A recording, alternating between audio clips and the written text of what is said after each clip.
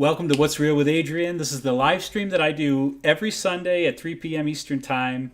It's where I like to say I take the conversation a little bit deeper. I'm really honored that you're here, whether you're watching me live or you're watching me after.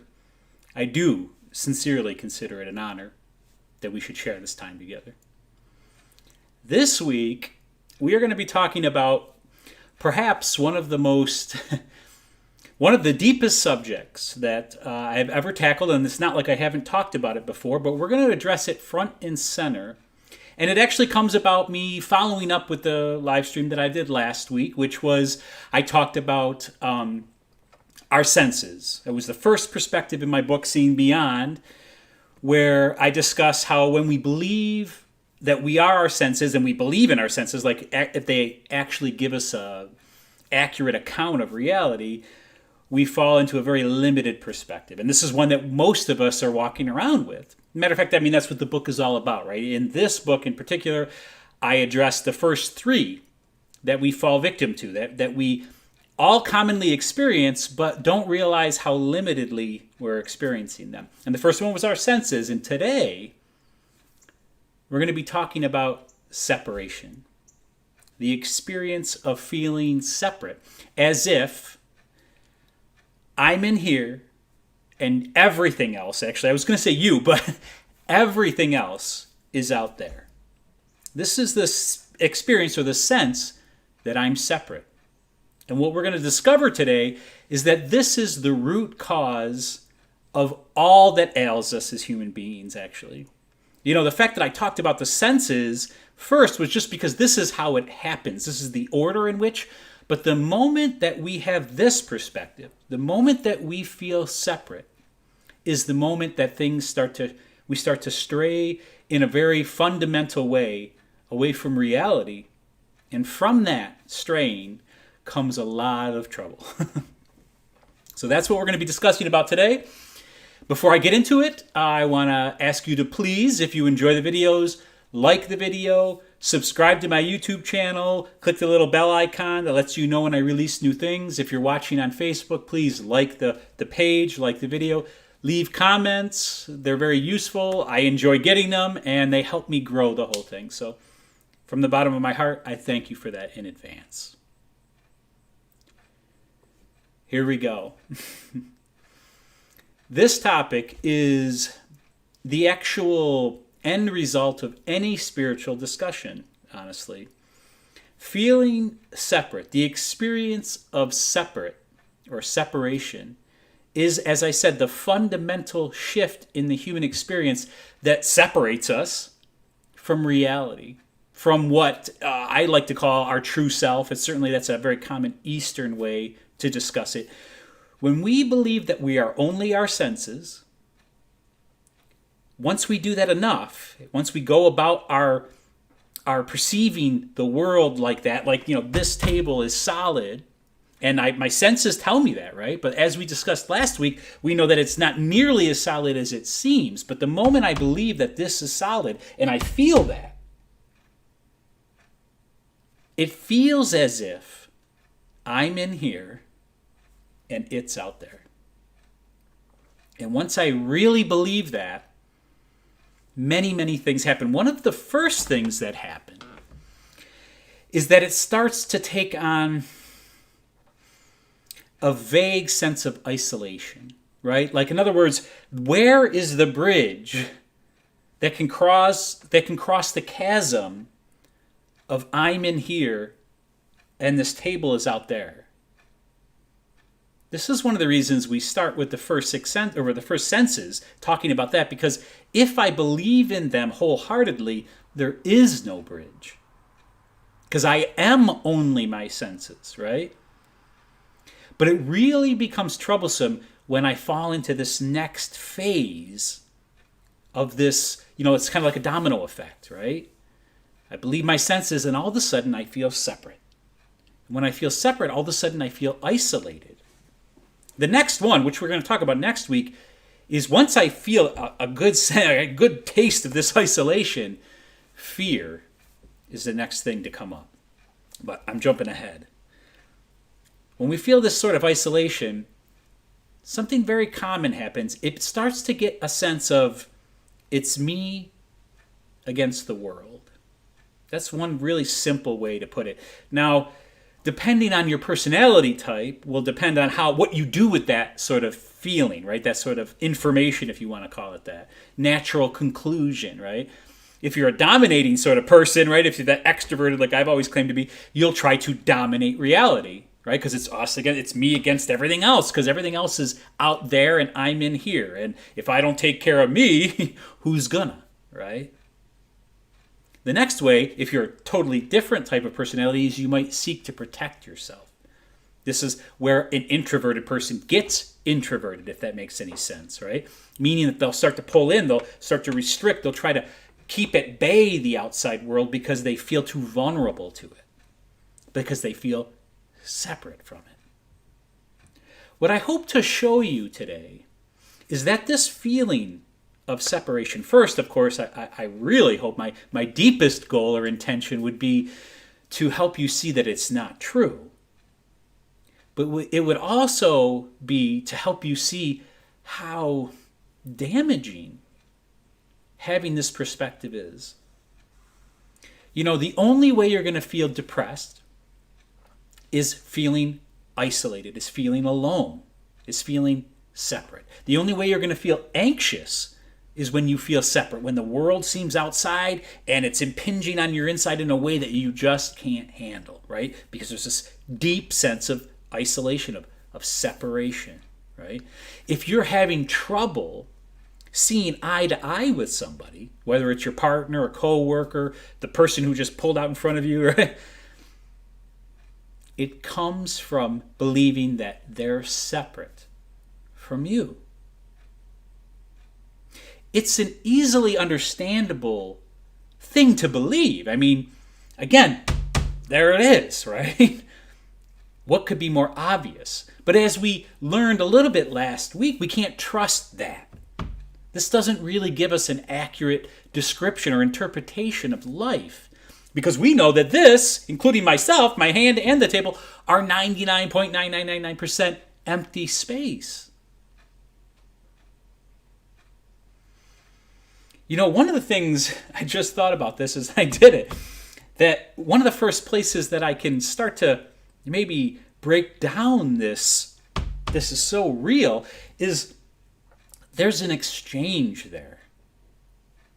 If I was completely separate from this table, there wouldn't even be this. In other words, I feel it. Okay, that's the senses.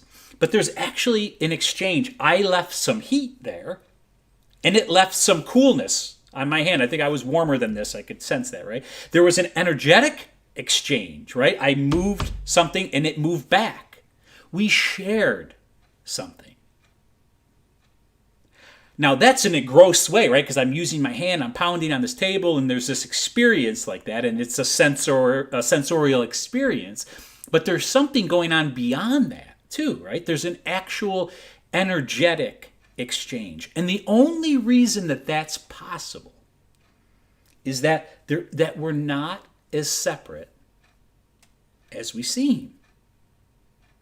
That all happens in that space, in that emptiness, if you will, in that 99.99% of everything, the thing that's holding everything in that way, right? So even something as solid as this isn't as solid as we think. Even as something as when I say solid too, I mean more like concrete intellectually. Did you see what I mean? Or not even viscerally, physically. Like I can feel it and it feels that way, but it's not exactly as it seems, right? Again, when you're experiencing depression, anxiety, you're having that hard time seeing eye to eye with somebody, like you're not connecting, it's because you're focusing in this way. You're using this perspective of separation in this very limited way, in this way of ow, right? There is more. There is, as I said last week, a whole lot more. One of the first ways that I like to start to try to expand into what's more, what bridges this chasm from this experience. I mean, again, I can't stress it enough. We all experience it. It's easy to understand how we would fall under the trap of this, right? But one of the first ways I like to try to start building a bridge is that sentence that I've repeated many times if you followed any of my stuff. And it's, though I am not you, I am not separate from you. Though I am not the table, I am not separate from the table either.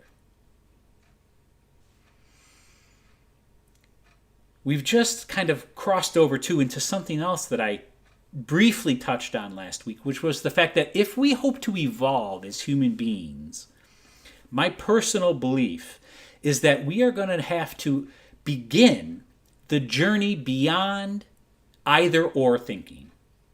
Dualistic thinking, right? Dualistic thinking is that I'm over here and the table's over there and we're separate. Either I am separate from the table or I'm somehow a mess, right? It's a mess. I'm part of the table and I don't even understand that at this point, right? But it's either or. It's either I'm separate or I'm not. But that's what I love about that sentence, because though I am not the table, so I'm acknowledging the fact that there is some experience that feels separate. I'm not separate from the table. When we feel only that I'm separate, though I'm not the table, if we only feel that, we deeply limit ourselves again, and we find that this is when we fall into the traps of not being able to understand each other, not being able to understand ourselves. That's the experience of anxiety or depression, right? It's actually a separation in some strange way, not only from the outside world, but from ourselves. We feel alienated from ourselves. We don't know how to deal with what we're experiencing, with our own experience. This is when separation gets really deep. In other words, where it's really starting to work its way into our inner world, where there's division in ways that we don't even understand or know what to do with. This is why therapy or life coaching or spiritual counseling is very useful.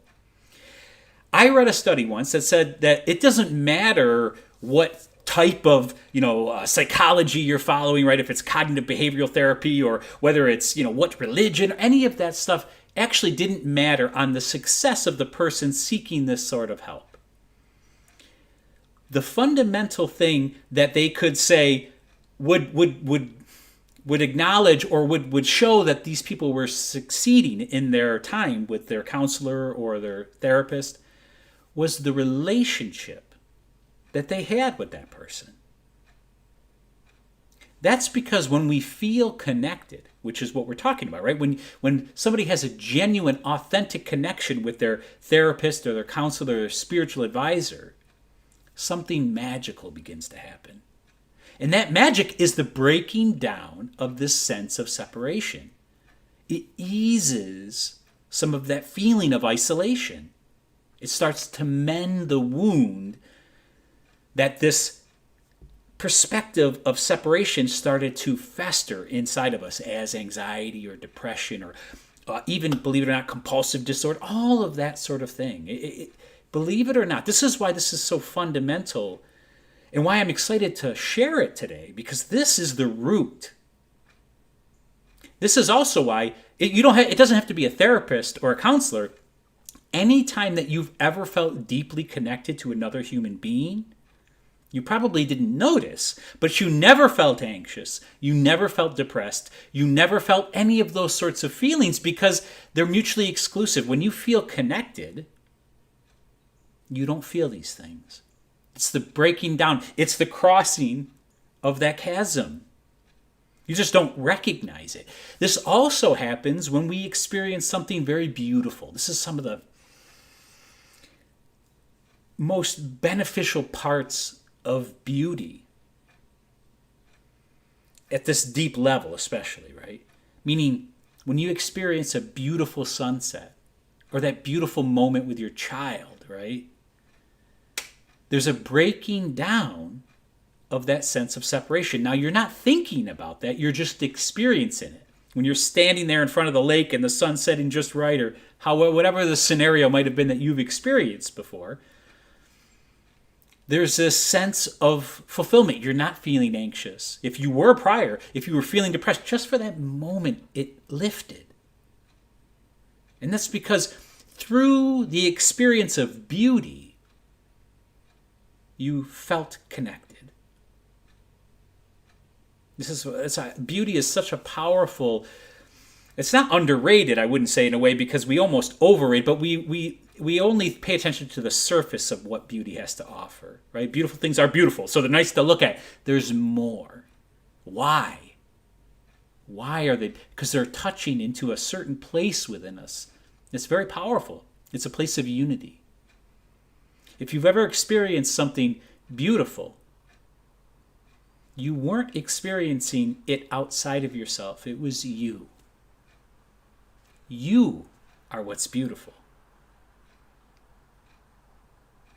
This feeling of separation is not what you think. It's not as it seems, you know? So though I am not the table, I am not separate from the table. That's one of the first ways I like to start to build the bridge, okay? Another one, this is just to get a more visceral sort of experience of it, or a way to think about it or feel it, hopefully. And I've said this also many times. You probably think that you are your arm, right? Or that your arm is part of you, right? This is that you are your arm, and that if you have a thought, if you're lucky, and if everything's working right, your arm will respond to the thought that you have.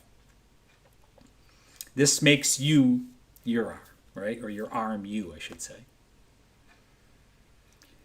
But we could remove your arm, and you would still be you. In fact, not only would you still be you, but you would be every bit as much of you as you ever were. There would be nothing less of you. Now, obviously, I'm talking about the real you, than there was prior to removing your arm. In fact, I'm going to up the ante even one more. You could become more from that. Many people have. It's rare. But somebody could lose their arm or leg, or something really traumatic could happen to their body. And because of that experience, they actually begin to live more. They almost, in a strange way, become more than who they were prior. So we think that we're our arm, but I could remove your arm. You don't think about being the air. But if I remove the air, no more you. No more body, anyways. No more experience like you're having now, right? So which one are you more? Are you your arm, or are you the air? I say this because if you really followed me there, you never think about the fact that you are the air, my friend. This isn't some trick. This is a reality. But you don't walk around your daily life thinking that way. We could remove all your limbs and you still could be, but I couldn't remove water from this planet. Which one are you more? Your limbs or water? You've never even probably considered the fact, or if you have, it's a brief passing concept, that you are water just as much as you are your limbs. Just as much as you are your hair, or more. Lots of us lose our hair, right? This happens. You're not as separate. What could you remove from the planet like that? If I remove the trees, where are you? Though I am not the planet Earth, I am not separate from the planet. You see, by the way, did you feel it? Shifting your perspective like this, it's only when we feel separate from the planet Earth that we do the things that we have done to the planet Earth. We're not paying attention. There's no separation there. I dump something over here and something happens over there, right? We don't think about that very often. That's because we don't have a visceral Reality, like I just said, I mean, imagine if we were all walking around thinking the way I just shared with you. That though I am not the planet, I'm not separate. Though I am not the air, I'm not separate from the air. Though I am not water, I'm not separate from water. Though I am not you, I am not separate from you either. I did talk about this very clearly in one of the live streams that I talked about, where I addressed a little bit of the whole Black Lives Matter movement, everything that was going on as it was happening. I'll try to link it, so hopefully that'll come up when I come back and edit this. So, though I am not you, can you feel this? If we lived that way, the world would be a completely different place. But we need to learn that. We need to start to understand that this is equally true. Okay, yes, I'm not you. Though I am not you. I know I'm not you. I'm not separate from you. My friend and I had a great conversation. We had many great conversations, especially lately. And we were talking about walking the fine line of the yin and yang symbol. I'm pretty sure that came from Jordan Peterson. I think it's in his book, the 12, whatever. I can't even remember the exact name of the book, but and you know, my friend has read a lot of his things and really likes it. And we were talking about how he said that, this is what I'm talking about in a way, like living beyond the either or mentality is walking that fine line that separates chaos and order, that separates male and female, that separates good and bad in a strange way, right? This is that balance. Buddha called it the middle path. This is the way this is what we need more of, right? Because I don't know if you can sense that is, though I am not you, I am not separate from you. It's a fine line. Sure, you have to take care of yourself. But be careful that you're not drawing the line of, it's me against the world. Part of what I tried to address in the Black Lives Matter thing that I talked about in one of the live streams, or both of them, I think I talked about it twice, was the fact that I think it was Thich Nhat Hanh who said, when we're dealing with somebody, like we're dealing with that cop who did this terrible thing, that we do what we have to do with him. In other words, he needs to be held accountable. But we don't write him from our heart. We don't turn him into the enemy. And this is challenging. This is the fine line. This is the thing that we need to start to hold this space within us that says, though I am not the table, I'm not separate from the table. If we start to understand this in a real way, not only will our lives shift, but the world. These are the things that Gandhi and Martin Luther King understood. That's why I quoted them a lot in those talks, and I quote them a lot, period. Nobody's perfect, right? And it's not about being perfect in any stretch. So take that off your plate. You don't have to worry about that. It's not about being perfect. But these guys were wonderful role models for this sort of thinking, right? I mean, Martin Luther King was dealing with a time where it's hard to imagine nowadays, really, what was going on with black people, right? But he warned, please don't make them the enemy. We're gonna step backwards if we do that, right? Gandhi, the same thing, totally repressed society from the British, and don't make him the enemy. He never put him from their heart. That's why it was hard for them to hate him. He was very annoying, I think, but they couldn't hate him. They respected him. It was amazing how he danced or walked that line.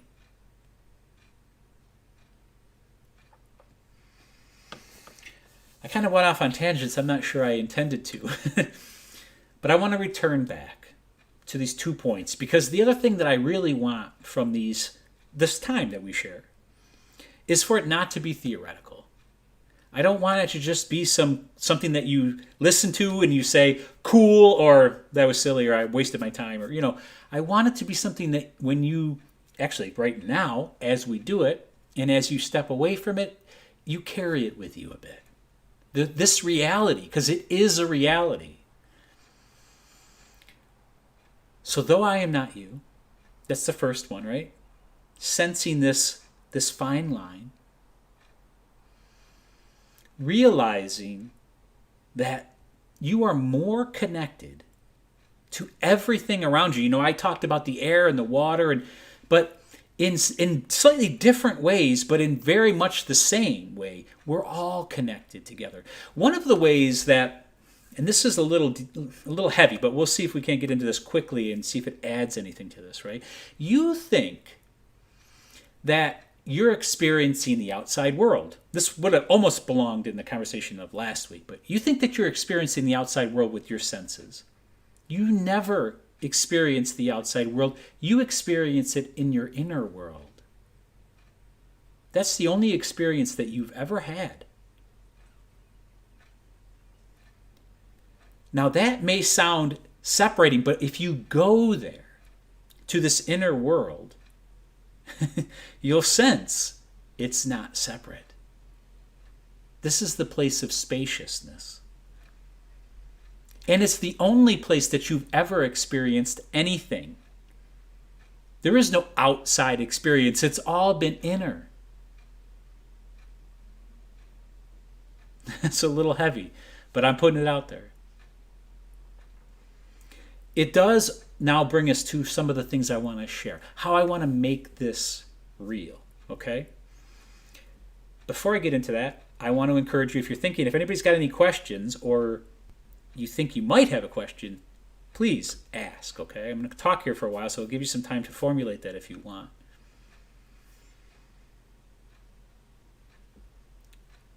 I kind of hinted to this already. We talked about beauty, right? One of the simplest ways to experience this, to taste it, to not have it be theoretical, to actually have this experience of though I am not you, I'm not separate from you, is with an inanimate object, I've found. Or something, I want to use the word benign, meaning that it doesn't carry a lot of baggage in any one way or another. It's better even if you shouldn't be overly attached to it. Because you might interpret that as, oh, that's why I'm feeling this way, right? If you try to do it with your pet or with your spouse. I mean, you can do it with them too, by the way, and it's beautiful. But it's almost more useful to just try. We did this, I'll link this video too. I can't remember which one it was, but I did a live stream where I talked about this, and we ended with a small meditation on a tree. You can take something inanimate. I don't care what it is. Right? It can be a stone, it can be the desk, it can be, a flower. I love flowers, that's why they're always here. And you're going to sit quietly and look at it. Now, you're not looking with just your eyes. This is the mysterious part. And you can actually look with more than your eyes. And the way to do that is to open yourself. So one of the first most practical ways is to relax, right? Let it go. The out-breath is the act of letting go. Let go of some tension, let go of some thoughts, let go of some feelings. Just relax and look at whatever it is you're looking at and open yourself to it. You're sitting quiet. You're sensing something of this object. It's akin to a personality a lot of times. That's not quite right, but it's close. In other words, this inanimate thing that you thought was just nothing, just a table, right, has a life of its own, has a character, has a purpose, has a place in you. A place in you. Not outside, not separate. Now, you're not going to see this only with your eyes. You have to see it and feel it with your whole being, your whole body. It's a very real and cool experience. It starts to awaken you to the fact that there's more going on and that you're not paying attention. Nobody's to blame for this. This is just the way it is, right? But it can be more. I love Ram Dass's teaching on, I don't know if anybody's ever heard this, but he talked about a young boy whose whole life revolves around baseball cards, right? So your kid's probably about 10, 11 years old, and his whole entire life is centered around baseball cards. He loves all he thinks about all day and night. He's always going through his collection and looking and figuring out what he needs and plotting on how he's going to get the next cards and who he's going to trade what for who and with whom and all that stuff, right? His whole life. It's the center of his life. Until one day, he's sitting at the park bench, I think he might say. I'm trying to remember how he said it, but it doesn't really matter. And this little girl sits next to him. And she starts to talk to him. Not about baseball cards, but just anything.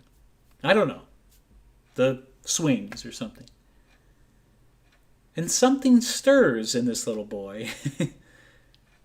And he looks at this girl and he realizes, wow, I don't know what's going on, but she is really interesting. And suddenly, this kid's life starts to shift from baseball cards to this beautiful little girl. This is an experience that all of us have at some level or another, right? It's a maturing experience. Does that make any sense? And after a little while of getting to know this little girl and maybe even going out on some dates or something. Maybe I made them too young. Maybe they're 12, 13. I don't know. Baseball cards just aren't so important anymore. Not because he's trying so hard to make baseball cards unimportant, but because his priorities shifted completely. Because his perspective on life shifted completely. If you open yourself to the experience that I just shared, if you open yourself to the concept of, though I am not you, I'm not separate from you, very naturally, you'll start to shift. You won't need to be so right.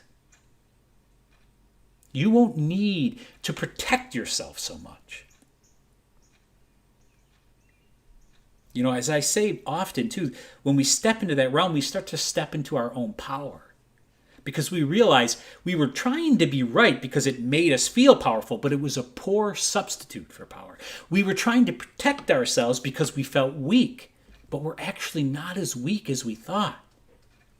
We step into our power. This is part of where separate breaks down.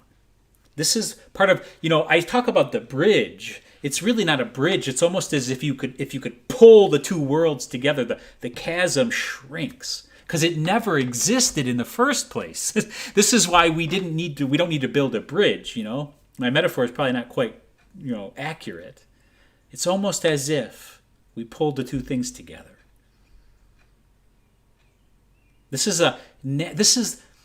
the necessary evolution, maturing that we need to do as human beings. And it all boils down to realizing that this perspective of being separate is not true. It's not real. It's not accurate. It's a very, very limited way to perceive the world.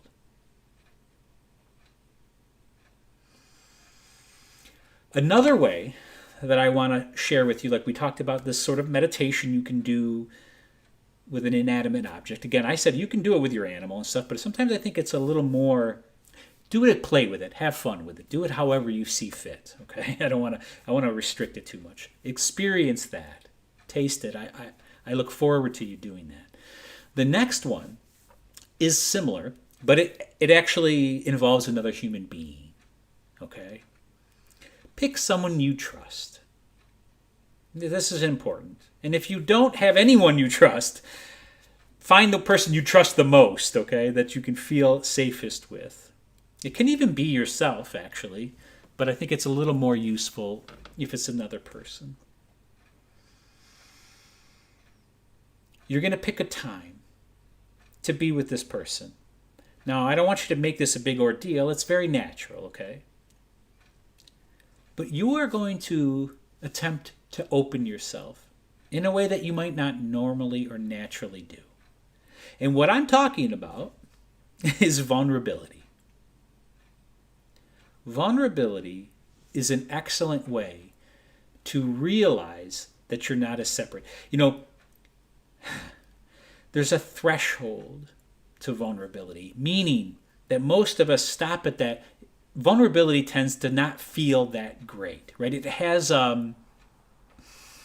an unpleasant sensation to it in the beginning. But that's the threshold. If you step past that, if you continue on, and we all know this, by the way, because anytime that you've ever been vulnerable with anybody, when you've had that moment of deep connection, it's always a very meaningful time. I shouldn't say it's always. When you willingly, I have to put that in there because I want this to be as accurate. When you willingly engage in vulnerability, it's always a moment of great connection, right? Where you feel it's something you remember typically. These are the conversations you remember. These are the times. This is the love making that you'll remember over the other ones, maybe like when you were really vulnerable or you were really open, right? So you're going to pick a time. I'm not going to tell you how to be vulnerable in the way. I'm going to let you decide that, right? If you're going to share something that you've always wanted to share with this person, or you're just going to tell them about this experience. Like, I've been listening to this guy and he was talking about this stuff, and sometimes it sounds a little crazy, but I wanted to share with you. Like, he was talking about how the world isn't separate. You feel it, right? You're being vulnerable. You're sharing something that you're opening to.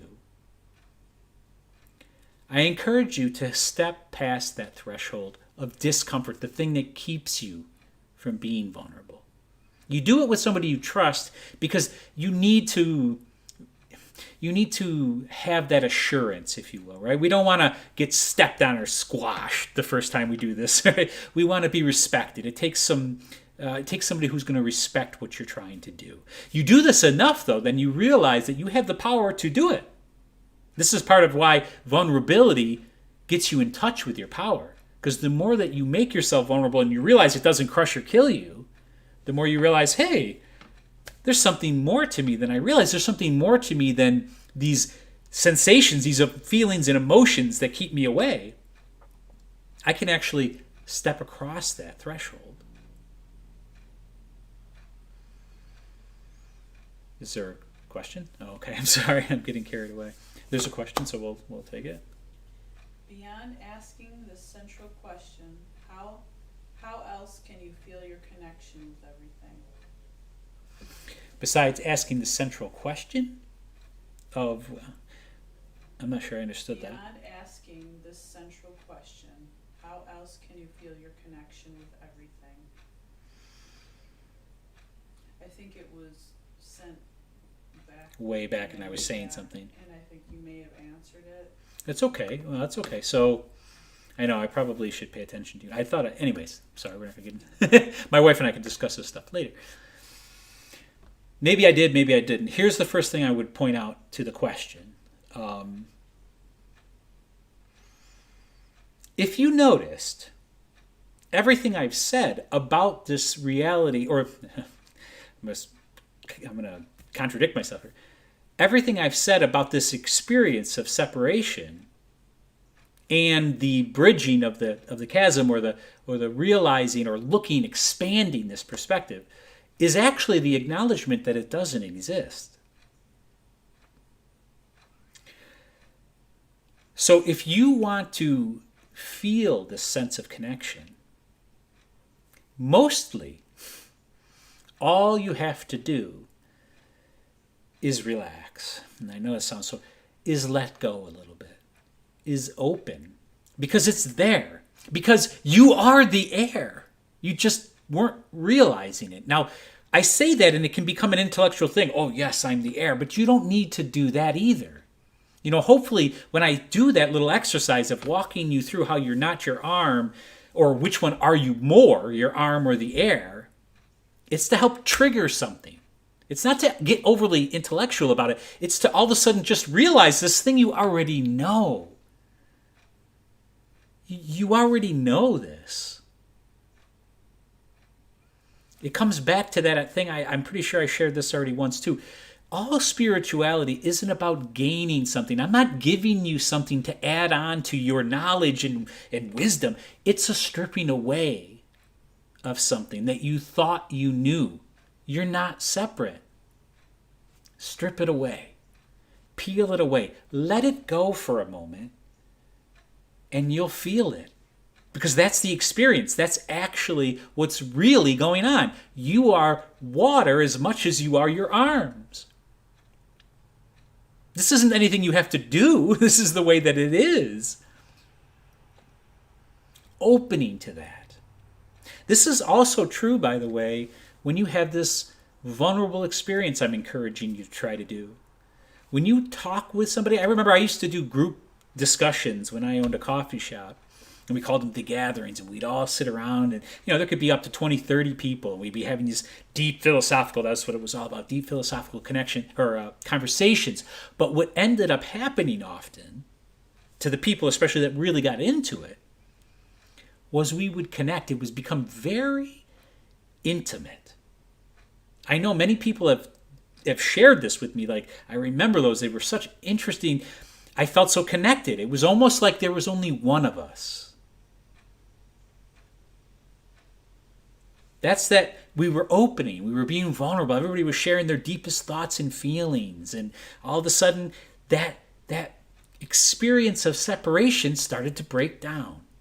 I don't know if you're sensing what I'm trying to share with you. We didn't do anything. It wasn't like, it was more of a letting go and opening. The sculptor doesn't add something to the stone or the wood. He peels it away. He peels away the unnecessary to see the form, the beauty within that. You see it? Like this is the act of the spiritual path. This is the spiritual walk. Is the letting go and the opening. Or the allowing and the letting go is another way I talk about it a lot. I'm not sure that helped. But You answered it. oh, great. Okay. I'm not sure where we are. Oh, we're well into it. So I think I'll wrap it up if we don't have any more questions. I hope that you take this on. I can't stress enough how real this is, as I said before, too, but how vital this is. There isn't going to be anything else I'm ever going to talk about, ever, in any of these conversations that's going to be more core, central, to whatever ails you. If you're looking for something that's, or any answer, it lies in understanding this. Though I am not you, though I am not the table, though I am not the earth, I'm not separate either.